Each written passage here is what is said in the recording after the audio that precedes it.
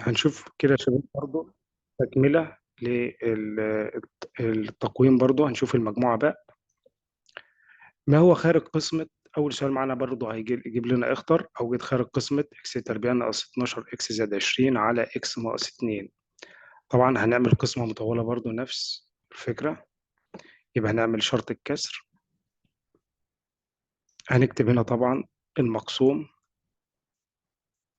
والمقسوم عليه ونجيب الناتج. يبقى أول حاجة قسمة، أول خطوة بنعملها قسمة الأول على الأول. يبقى أول خطوة أول على الأول، فالإكس إكس في إكس إكس تربيع. إكس في ضرب سالب 2 يبقى سالب 2 إكس. طبعا هنعمل عملية طرح بغير الإشارات. يبقى ده أصبح الناتج 0. سالب 12 زائد 2 يبقى ركز في الإشارات، يبقى سالب 10 إكس. وننزل مين اللي على الدور؟ ال 20 بالزائد. آخر خطوة هنقسم، يبقى سالب 10 إكس على إكس يبقى الناتج سالب 10. هرجع أضرب تاني، يبقى سالب 10 في إكس سالب 10 إكس، والسالب في سالب بموجب والاتنين في 10 بكام؟ 20.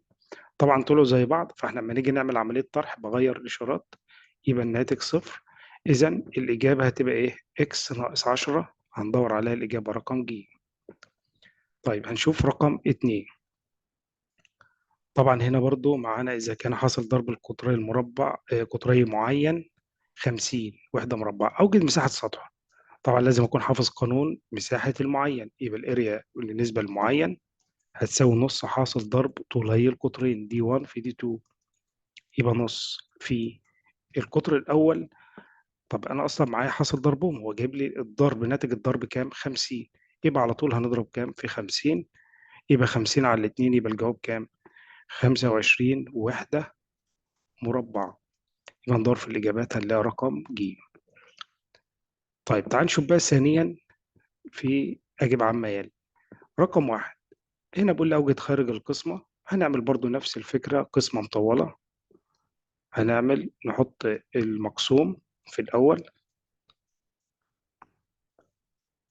والمقسوم عليه اللي هو إكس زائد 3، وأبدأ أنفذ الخطوات قسمة ضرب طرح.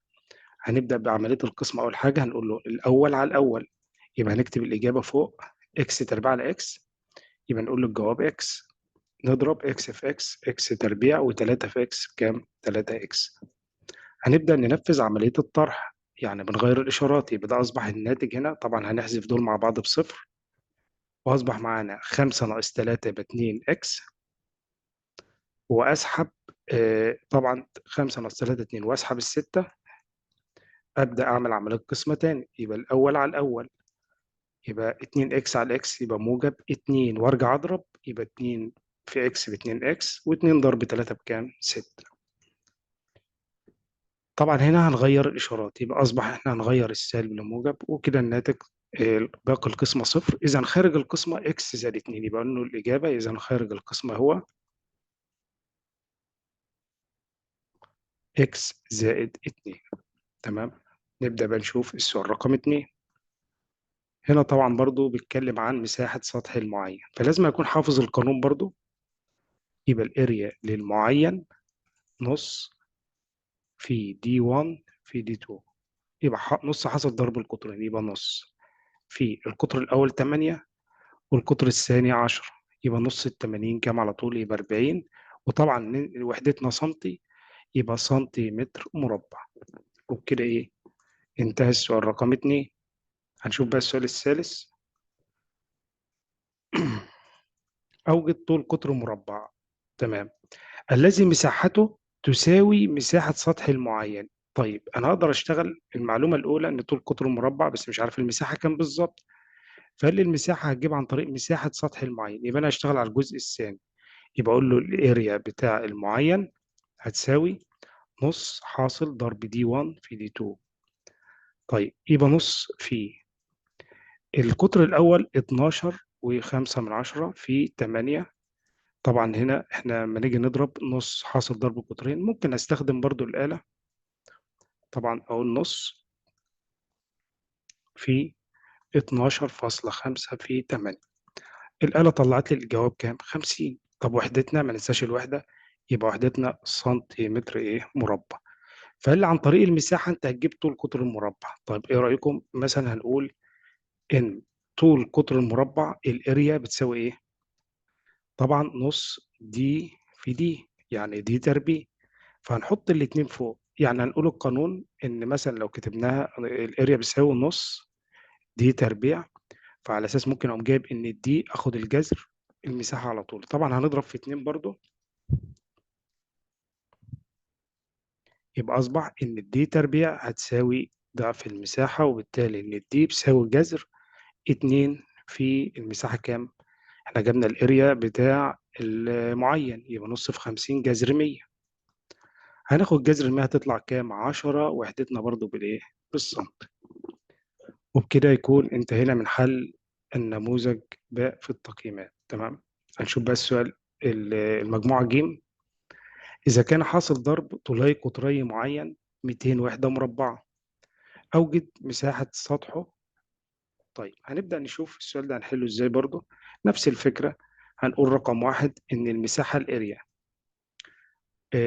طبعا نص في دي 1 في دي 2. القطرين حاصل ضربهم مع بعض 200، يبقى على طول انا اقول نص ضرب 200، لان لما اضرب النص حاصل ضرب القطرين فهو جايب القطرين جاهزين ب 200، يبقى نص ال 200 كام؟ يبقى 100. وطبعا ايه؟ وحده مربعه. يبقى اختار 100 وحده مربعه. طبعا هيختار الجواب رقم باء. بعد كده، ما هو خارج قسمه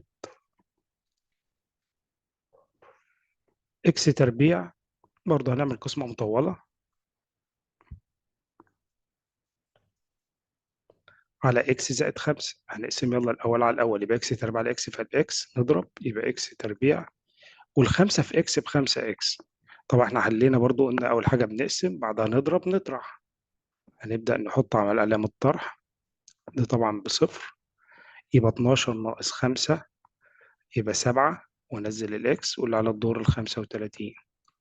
اخر خطوة هنقسم 7 اكس على الاكس يبقى موجب 7، نضرب يبقى 7 اكس، و5 في 7 بكام؟ 35. نغير اشارات 0 0، يبقى اذا خارج القسمة اكس زائد 7. طبعا هنلاقي الاجابة رقم ج. هنكمل برضو المجموعة ج. أولا عايزين خارج القسمة، هنعمل قسمة مطولة عادي. هنحط المقسوم الأول اللي هو إيه؟ إكس تربيع زائد 8 إكس زائد 15 مقسوم عليه إكس زائد 4. نفس الفكرة، هنقول أول على الأول، إكس تربيع على إكس فالإكس، أرجع أضرب إكس في إكس، إكس تربيع والإكس في 4 ب4 إكس، ونبدأ نعمل عملية طرح. ده طبعا بصفر، 8 ناقص 4 4. هرجع أطبق الطريقة تاني، 4 إكس على الإكس، بس هننزل الأول إيه؟ ال 15 هتطلع بموجب 4. نرجع نضرب 4 4 في إكس ب4 إكس، والأربعة في 4 16. فطبعا يعني المفروض السؤال ده فيه خطأ هنا، يعني مثلا هنخلي دي 6. تمام. يعني عشان يبقى السؤال مظبوط طبعا إيه، ما يبقاش فيه باقي، يبقى الإجابة كام؟ صفر. يبقى إذا خارج القسمة هتبقى إكس زائد 4، دي خارج القسمة. هنشوف الإجابة. السؤال الثاني إجابته بيقول لي أوجد مساحة سطح المعين الذي طول قطره 12 و16. طبعا هكون حافظ القانون برضو إن المساحة لسطح المعين نص حاصل ضرب القطرين دي 1 ضرب دي 2. كل اللي أنا أعمله هضرب نص في 16 في 12. ممكن أضربها على طول، بس ممكن تستخدم الآلة برضو أهو. نص في 16 في 12 هتطلع معانا كام؟ 96. وحدتنا سنتيمتر مربع. السؤال رقم 3، آخر سؤال في النموذج ج. أوجد طول قطر مربع الذي مساحته تساوي مساحة سطح المعين الذي طوله قطرين. طيب احنا هنا هنقول هنجيب الأول المعلومة اللي هتفيدنا إن مساحة سطح المعين أقدر أجيبها، الاريا المعين. يبقى نص في دي 1 في دي 2، يبقى نص في 10 في 6.4. طبعا هنا العلامة لو ضربت في 10 بحرك البوينت هنحركه يمين. تمام. يبقى هتطلع معانا كام؟ يبقى نص في 64 يبقى 32، وما انساش الوحدة إيه؟ هي هنا سنتي، يبقى سنتيمتر مربع. طب قال لي عن طريق المساحة اللي إحنا جبناها هي بتساوي نفس مساحة المربع، وعايز طول القطر المربع. إحنا طبعا حافظين قطر مساحة المربع هتساوي نص، والقطرين متساويين يبقى دي تربيع. طب لو حبينا نجيب الدي في طرف، هنضرب الأول في 2، يبقى إذا الدي تربيع هتساوي 2 في المساحة. يبقى إذا طول القطر هناخد جذر الضعف المساحة، يبقى 2 في 32 هتطلع معانا جذر 64 اللي هي كام؟ 8 سنتي. يبقى احنا جبنا طول قطر المربع كام؟ جذر ال 64 8 سنتي. وبكده يكون انتهينا من حل النموذج ج. والسلام عليكم ورحمة الله وبركاته.